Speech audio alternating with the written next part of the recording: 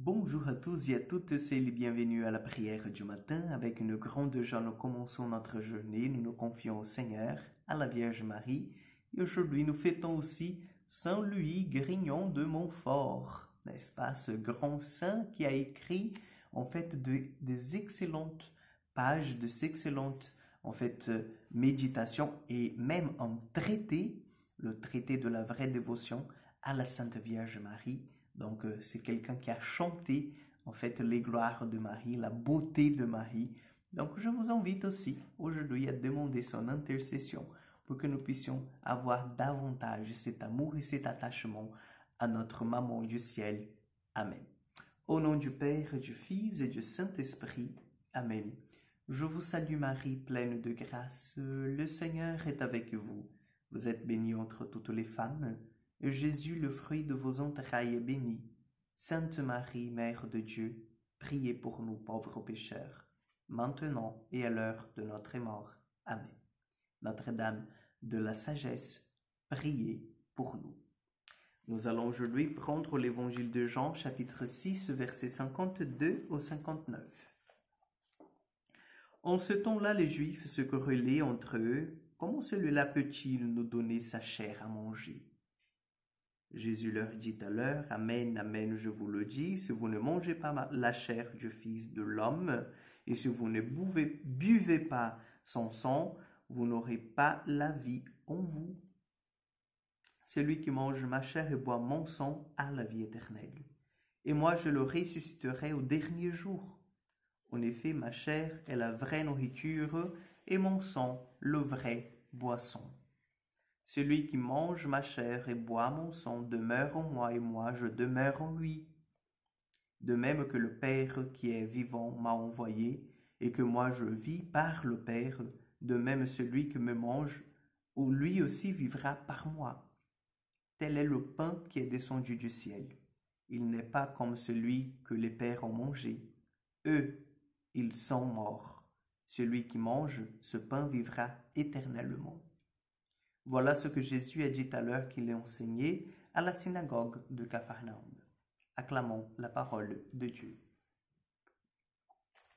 Chers frères et sœurs, ce beau discours sur le pain de vie qui vient nous apprendre les richesses de l'Eucharistie.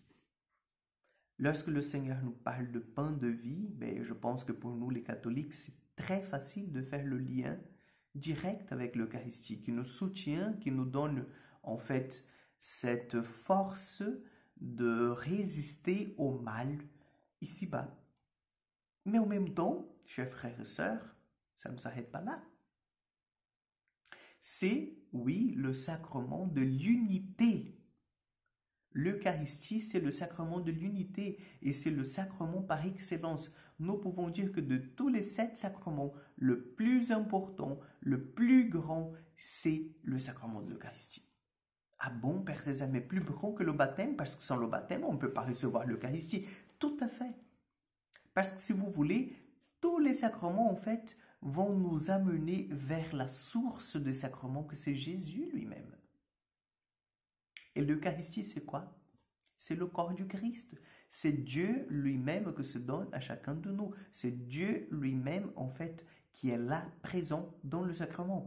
Différent, par exemple, du baptême. Dieu est présent, oui, bien sûr, mais c'est Dieu qui agit, vous voyez? Dieu, il baptise. Dieu, il vient habiter dans l'âme.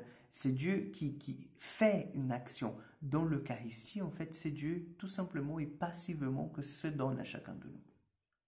Et nous voyons aussi dans cet évangile, de façon très claire, celui qui ne mange pas ma chair, ne boit pas mon sang, il n'aura pas la part avec moi.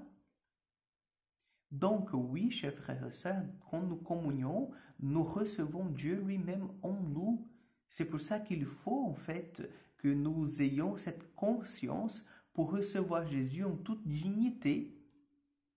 Oui, bien sûr, nous ne serons jamais dignes de recevoir le Saint-Sacrement, mais nous pouvons quand même faire notre effort et faire de notre mieux par le sacrement de la confession, par la pratique de vertu. En fait, ça embellit la maison pour que Jésus y entre. Et c'est intéressant que Jésus va nous dire que dans l'Eucharistie, en fait, nous recevons Dieu en nous, mais Dieu nous reçoit en lui aussi. Vous voyez, c'est une communion profonde, intense, lorsque nous recevons l'Eucharistie. Donc, n'oubliez jamais, nous mangeons, oui, le corps et nous buvons le sang de Jésus. Bien sûr, ce n'est pas la manière du monde, comme l'Évangile nous dit, ce n'est pas le pain des hommes, le pain de vos pères, parce qu'ils ont mangé et puis ils sont morts, mais c'est un pain vivant, c'est une chair glorifiée, c'est un sang en fait glorifié qui vient nous donner la certitude de la vie éternelle. Amen. Le Seigneur soit avec vous, que Dieu Tout-Puissant vous bénisse et vous garde, le Père, le Fils et le Saint-Esprit. Bonne journée à vous, que Dieu vous accompagne et à demain pour encore une prière du matin.